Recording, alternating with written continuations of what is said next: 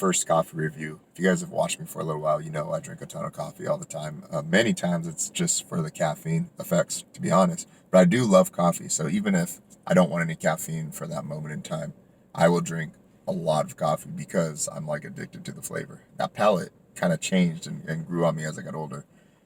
This is Starbucks, the Nitro cold brew. There's no sweetener, there's no nothing. I drink my coffee black. I like how it has a little head on there. It's pretty good. Um, I'm gonna do this the way Dave Portnoy.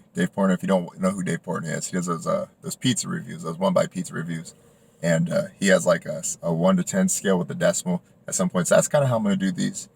I'm not a giant Starbucks person. I think a lot of the times their coffee tastes burnt. Their cold brew's not like that. I've had it before, but I've never really drank it to rate it. So I've drank a lot of coffee. We're gonna start trying to get in depth so you guys know what's crap and what's not. Let's just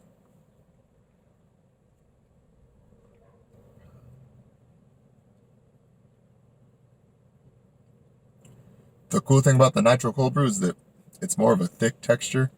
I like stuff that when you're drinking it, it doesn't just taste like it's dirty water.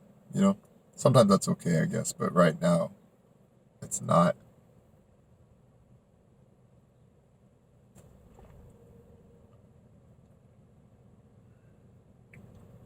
I wouldn't say get this if like black for most of you. Like I like my coffee black. I think that this is like a solid like 7.1.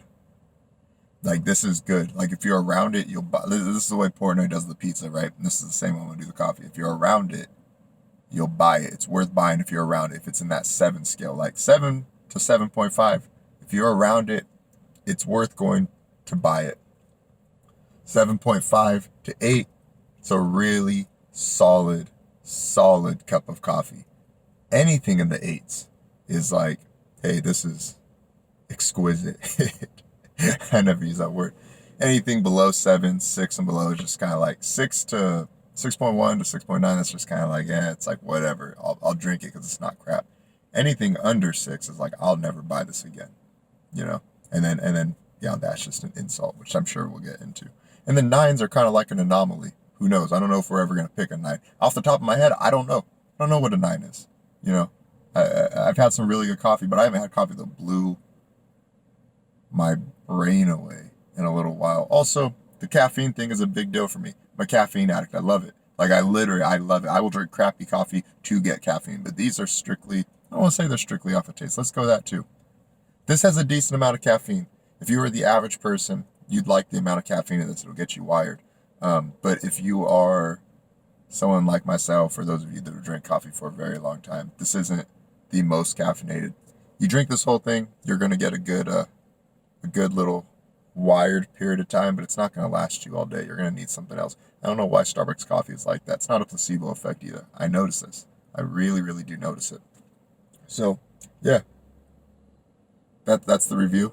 I said 7.1, right? If I didn't say 7.1, it's a 7.1.